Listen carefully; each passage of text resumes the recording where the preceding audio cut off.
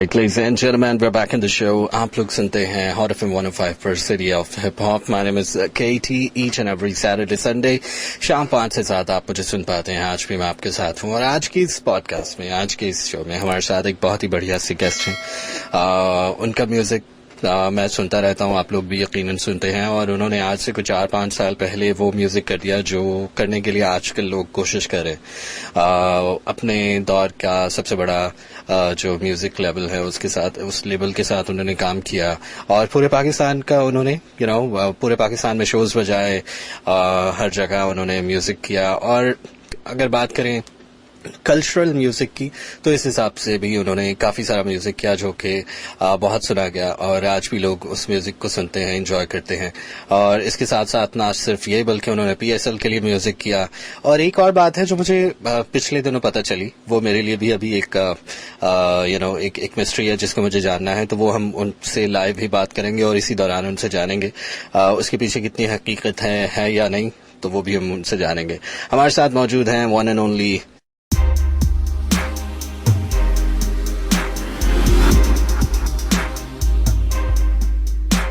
समी अमीरी. कैसे हैं आप? अल्लाह का करम भाई, आप कैसे हैं? ठीक है, अल्हम्दुलिल्लाह बिल्कुल ठीक. आप बताइए क्या चल रहा है लाइफ में? लाइफ में 8 साल पहले भी म्यूजिक चल रहा था. माइक जरा करीब कर लीजिए. म्यूजिक चल रहा है और इंशाल्लाह हमेशा यही चलता रहे. बेहतरीन बेहतरीन. सो कैसा चल रहा है म्यूजिक? म्यूजिक पहले started as a rapper, but then आहिस्ता आहिस्ता वक्त के साथ साथ प्रोड्यूसर में तब्दील हो गया हूँ. अच्छा. और अब दोनों चीजों को बैलेंस करने की कोशिश चल रही है. आपको पता है मेरा पहला सवाल भी यही होने वाला था कि आपने स्टार्ट किया as a rapper, as an artist, और एक ऐसा आर्टिस्ट जिसने बहुत अच्छा वक्त देखा. मतलब उस वक्त में आप हर जगह शोज बजा रहे थे, हर जगह आप घूम रहे थे और एक सक्सेसफुल करियर जिसके लिए लोग कोशिश करते हैं, जिसके लिए लोग ख्वाब देखते हैं, वो आप जी रहे थे. फिर बीच में आपने गैप लिया और गैप के बाद आपने दोबारा से जब शुरुआत की तो एज अ म्यूजिक प्रोड्यूसर की. तो ये ट्रांजिशन जो है ये कैसी रही आपके लिए? लाइक एक मेन स्ट्रीम आर्टिस्ट और उसके बाद behind the scenes music produce करना, मुख्तलिफ आर्टिस्ट के लिए म्यूजिक प्रोड्यूस करना. So how has your experience been so far? और ये ट्रांजिशन, इसके पीछे वजह क्या थी, इसके बारे में भी थोड़ा सा बताएं. देखिए, मैं सेल्फ थॉट हूँ. मतलब अब मेरे खानदान में या मेरे घर में दूर दूर तक कोई म्यूजिशियन है नहीं, तो कोई मेंटोर था नहीं ऐसा जिससे हम सीख पाए या सीखें. तो स्टार्ट खुद ही किया, खुद सीखते रहे. और जब खुद सीखते हो आपको सिर्फ उतना ही पता होता है जितना आपने सीखा है, उसके आगे का आपको आइडिया बिल्कुल भी नहीं होता. तो क्योंकि एक म्यूजिक का सेंस था शुरू से, अच्छा म्यूजिक कर लेते थे, तो बहुत जल्दी 1-2 साल करियर के स्टार्टिंग के 2-3 सालों में ही वो उस टाइम पे जो इंडस्ट्री थी उसके हिसाब से मुझे अल्हम्दुलिल्लाह सारी चीजें मिल चुकी थी. लेकिन हिट गाने बनाना एक डिफरेंट चीज है और इंडस्ट्री को समझ के इंडस्ट्री के हिसाब से ऑपरेट करना एक बहुत अलग चीज है. हमने कुछ सालों में हिट गाने बनाना तो सीख लिया था, लेकिन जब इंडस्ट्री के अंदर एंटर किया देन वी रियलाइज कि यार हमें तो कुछ भी नहीं आता और यहाँ तो बहुत बड़ी गेम है. तो वहां से थोड़ा जो है एक फ्लैशबैक आया सीन के अंदर. फिर लॉकडाउन आ गया. लॉकडाउन में फिर बहुत सारे और मसले मसाइल हुए. अब लॉकडाउन से पहले अल्हम्दुलिल्लाह PSL हो चुका था, समर सुपर के साथ गाना हो चुका था, पटारी के साथ प्रोजेक्ट्स आ चुके थे, मिलियंस ऑफ व्यूज हो चुके थे, कॉन्सर्ट हो, तो मतलब एक वेल स्टैब्लिश में था. लेकिन अब वहां से ऊपर के लेवल पे जाने के लिए ऑब्वियसली ऐसा होता है कि या तो आपको लेबल ले जाए या तो आप खुद इतने पैसे अपनी म्यूजिक से बना लो कि फिर आपको लेबल की जरूरत ना हो. उस टाइम पे लेबल वगैरह कुछ थे नहीं और जो पैसे आते थे वो फिर एक 18 साल का लड़का क्या करेगा उन पैसों के साथ, वो आप अच्छी तरीके से जानते हैं. घर वालों को अल्हम्दुलिल्लाह खुश रखा, लेकिन बहुत अच्छी लाइफ गुजारी. लेकिन जब लॉकडाउन हुआ तो फिर सब बंद हो गया. उसके बाद फिर समझ ही नहीं आया क्या करें. गाने बनाना भी, देखिए गाने तभी अच्छे बनते हैं ना जब जेब भरी हुई होती है, मजा आता है. Exactly. अदरवाइज आप परेशान हो तो फिर मुझसे तो वो चीज नहीं होती. सही. तो अमीरी जो है वो पैसों के साथ ही खुश रहता है. ये वाला सीन था. फिर लॉकडाउन के बाद एक तरह से सब पूरी दुनिया ही बैक टू जीरो चली गई और सबको दोबारा अपना ब्रांड या अपना बिजनेस रीबिल्ड करना पड़ा. कुछ लोगों ने उस टाइम शुरू किया और बहुत बड़े हो गए, लेकिन कुछ लोग जो कर रहे थे वो रुक गए, उनको समझ ही नहीं आया क्या हुआ. मेरा भी कुछ ऐसे सीन था. तो अब ऐसा नहीं था कि मेरे पास लोग नहीं थे जो मेरे लिए म्यूजिक करें, लेकिन मुझे वैसे लोग नहीं मिल रहे थे जिस तरह का म्यूजिक मैं करना चाहता हूँ वैसा म्यूजिक करें. तो उसके 1-1.5 साल तक भी वो स्ट्रगल चल रही थी. कुछ आर्टिस्टों के साथ मैं काम कर रहा था, लेकिन स्टिल वो चीज नहीं थी जो मैं चाहता था. तो एंड में बेजार हो गया कि यार इनसे तो नहीं हो पाएगा। देन मैंने खुद सीखना दोबारा शुरू किया, वही जो बेसिक शुरू से मैं करता आ रहा हूँ, यूट्यूब से सीखना शुरू किया, आगे पीछे पूछो, इससे पूछो, अभी तक अपने आप खुद देखते रहते हैं, मैं तंग करता रहता हूँ लोगों को कि भाई क्या सीन है, कैसे हो रहा है। और आप तो सीखने के लिए दूसरे शहरों में भी जाते हैं, मैं देखता हूँ अक्सर आप इस्लामाबाद जा रहे होते हैं, पिंडी जा रहे होते हैं, मुख्तलिफ प्रोड्यूसर से मिलने के लिए, यही एक प्रोसेस है, खुदा उसी को मिलता है जो तलाशता है। एग्जैक्टली वो वाला सीन है। That's great and that's how everything happened. सभी हम बात कर रहे थे आप के म्यूजिक करियर को लेकर के कि आपने you started as a rapper and then आपने करियर को एक तरह से रिज्यूम नहीं किया, बल्कि एक नई शुरुआत की, इसको एक नई बिगिनिंग थी आपके लिए एज अ प्रोड्यूसर। सो अभी आप बहुत सारे आर्टिस्ट के साथ काम कर रहे हैं, मिस्टर बानी उनमें है, मुजाहिद है, शिशु हैरी है, शिशु मुझे आप जितने आर्टिस्ट के साथ आपने काम किया, he is one of my favourites among those artist, और बहुत अच्छा काम भी करा है उसके, और भी कोलैबोरेशन बॉर्डर पार भी उसके कोलैबोरेशंस कुछ हो रही हैं, so it's a good sign.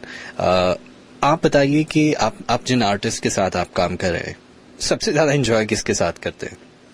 सबसे ज्यादा एंजॉय आई गेस मैं उन्हीं आर्टिस्ट के साथ करता हूँ जिनके साथ मेरी वैसी पर्सनल बॉन्ड एक तो बहुत अच्छा है। उनमें से सबसे ऊपर है मिस्टर मानी है, शीशु है, और म्यूजिकली अगर बात करूँ तो अभी लेटेस्ट मैं पिछले महीने इस्लामाबाद गया तो एल्बम करके आया हूँ DRG के साथ, जो आने वाली है, बहुत एक अच्छी एल्बम आने वाली है। मेरा अगला सवाल आपने खा लिया। हाँ, उसके अलावा ये था कि नबील अकबर के लिए मैंने कुछ गाने प्रोड्यूस किए थे, तो कहीं ना कहीं मुझे ऐसा लगा कि नबील के लिए मैंने जितने भी गाने बनाए वो आई थिंक उसके आर्ट के साथ भी जस्टिस था और मेरे प्रोडक्शन के साथ भी उसने जस्टिस की, मतलब बहुत अच्छे गाने थे। बिल्कुल ऐसे ही। लेकिन फिर कुछ ऐसी चीजें हुई जिसकी वजह से हमें वो रिलेशनशिप डिसकंटिन्यू करना पड़ा। और वो क्या चीजें हैं? वो ये है कि वो एक अलग तरह रास्ते निकल गया, जिस रास्ते हम नहीं जा सकते। वो डिस सॉन्ग की तरफ तो नहीं इशारा कर, तरफ चला गया। और ऐसा है कि मुझे नबील से मिलवाने वाले भी मिस्टर मानी थे, और आपको जब मतलब जो बंदा मिलवाता है तो आपके लिए मेरे ख्याल से बहुत ज्यादा अजीज होता है बजाय कि उससे कि एक अगला बंदा हो। तो अगर मैं उस रास्ते निकल जाता तो मेरे साथ जो और आर्टिस्ट हैं उनका भी नुकसान होता, तो इस वजह से मैंने हंसी खुशी मैंने कहा भाई अल्लाह हाफिज, आप भी खुश रहें, हम भी खुश हैं। सही। और सबके लिए हमारी तरफ से तो भाई नेक खुश ख्वाहिशात है कि सब अच्छा करें और खुश रहें अपनी जिंदगी। हमने जो मोमेंट्स गुजार लिए बहुत अच्छे थे, जो गाने बना लिए बहुत अच्छे थे। बिल्कुल। और मुझे ये लगता है कि नबील बीट पे बहुत ज्यादा एग्रेसिव आते हैं, और आप उनका जो एग्रेशन है ना, वो बीट में भी आप उसको ना लेकर आते थे, और वो जस्टिस करती थी उनके एग्रेशन के साथ। अभी जो म्यूजिक कर रहे हैं वो बहुत अच्छा, लेकिन टू बी वेरी ऑनेस्ट, ये मेरी पर्सनल ओपिनियन है, मैं बहुत ज्यादा म्यूजिक एंजॉय करता हूँ जो आपने उनके लिए प्रोड्यूस किया। बहरहाल अब आगे बढ़ते हैं। अभी रिसेंटली मैं देख रहा हूँ आपके सोशल मीडिया पे काफी आग लगी हुई है।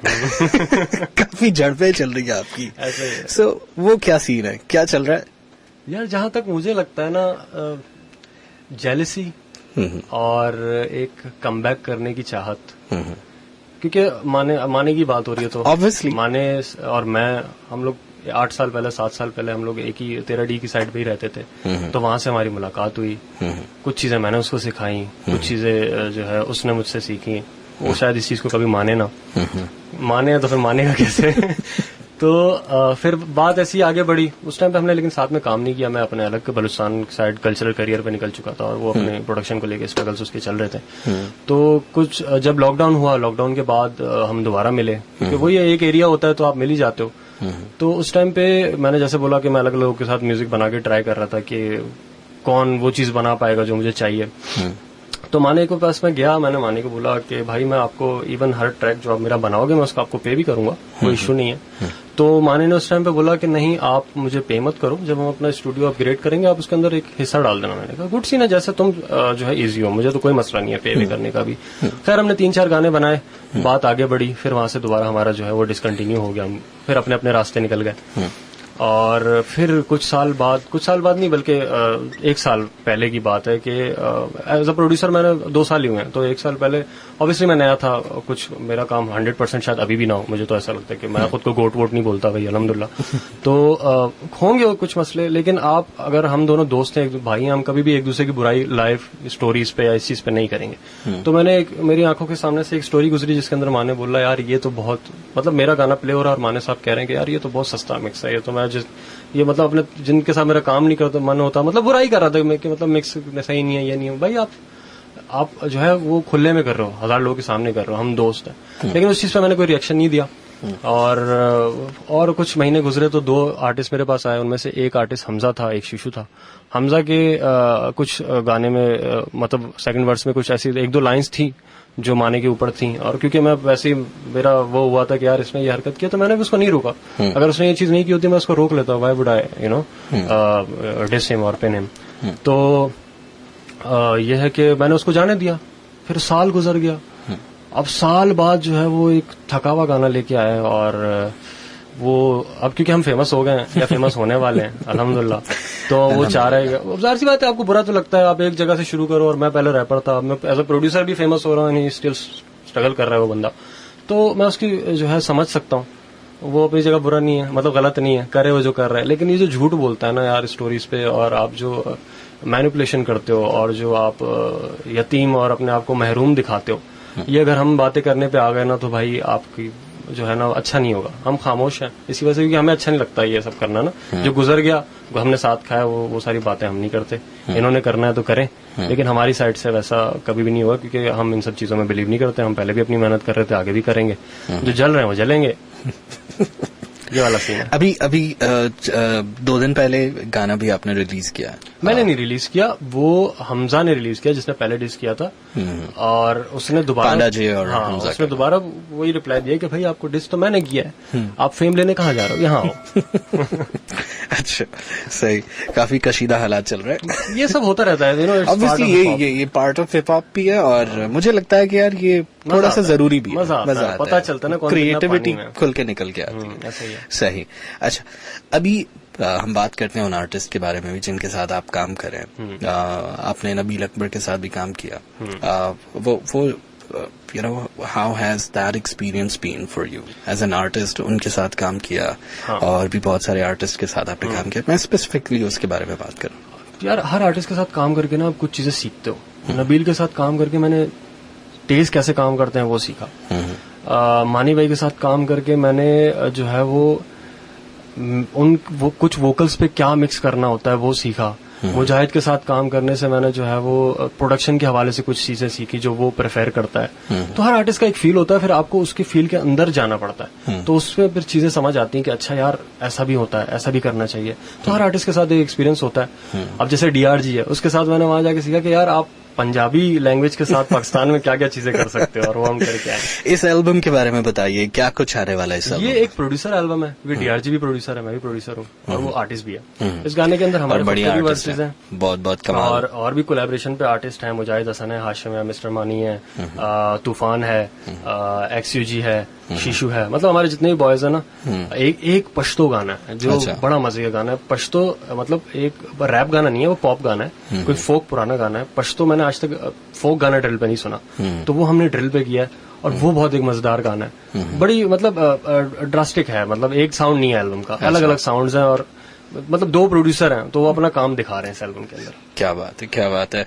एंड हमारी दुआएं हैं कि ये एल्बम बहुत अच्छा करे और आपके लिए कामयाबी के और दरवाजे खोले। बिल्कुल, ये नहीं चलेगी, अगली तैयार है वो चलेगी।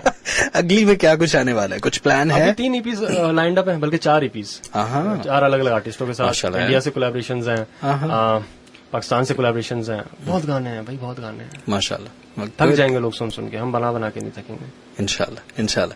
तो इंडिया का आपने जिक्र किया, आप देख रहे हैं इंडियन इंडस्ट्री भी, हमारे यहाँ भी हिप हॉप इवॉल्व हो रहा है ग्रेजुअली। अब लेबल्स भी आ रहे हैं, अब तो बहुत सारा पैसा भी इन्वॉल्व हो रहा है। चाइना भी आ रहा है हमारे यहाँ, चाइना आ चुका है बिल्कुल। और बहुत सारी बड़ी बड़ी डील्स हो रही हैं। हमने देखा उमैर की, छोटा उमैर की, JD47 की, और बहुत सारे आर्टिस्ट की डील्स हुई हैं। हाँ एग्जैक्टली, एग्जैक्टली। अली मार के हो गया। यंगस्टर्स तो ऑलरेडी एस्टैब्लिश्ड है ना, उनको एग्जैक्टली।